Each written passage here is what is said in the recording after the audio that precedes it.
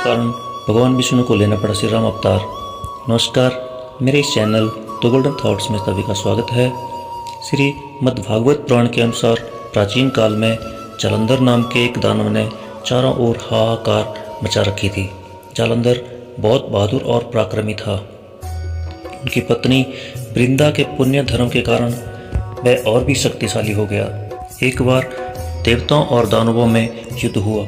जब जालंधर युद्ध में जाने लगा तो वृंदा ने कहा, स्वामी आप युद्ध में जा रहे हैं, जब तक आप युद्ध में रहेंगे मैं पूजा में बैठकर आपकी जीत के लिए अनुष्ठान करूंगी। जब तक आप नहीं लौट आते मैं अपना संकल्प नहीं छोड़ूंगी।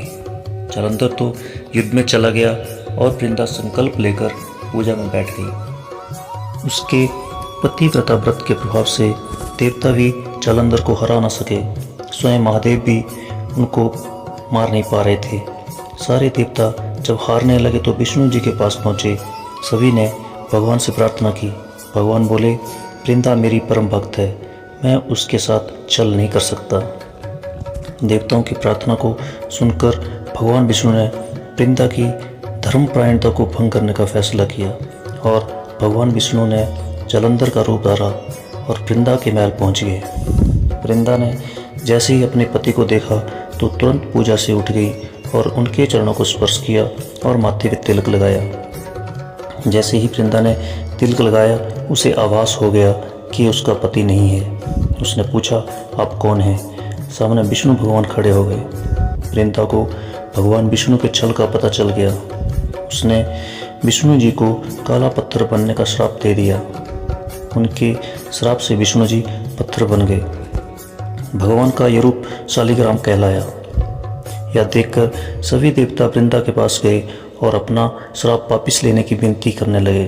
तो वृंदा ने अपना श्राप वापिस ले लिया और वृंदा ने कहा, आपने मेरा पतिव्रत भंग किया है और आपको अपना पति समझकर मैंने चरण स्पर्श किए हैं और माथे पे तिलक लगाया है।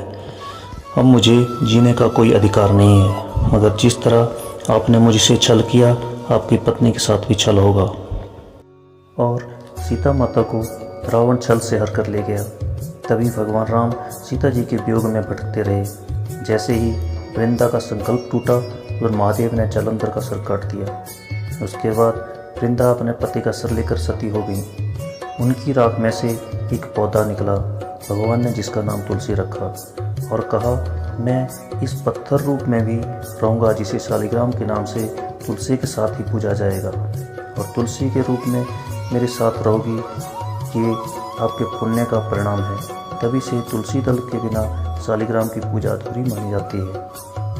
और भगवान ने ये कहा, देव उठनी एकादशी के दिन जो भक्त तुलसी और शालिग्राम का विवाह कराएगा उसकी सारी मनोकामनाएं पूरी होंगी।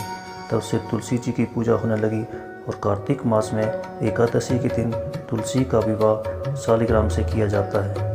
इस प्रकार वृंदा के श्राप से भगवान विष्णु राम बनकर अवतरित हुए। जय श्री राम।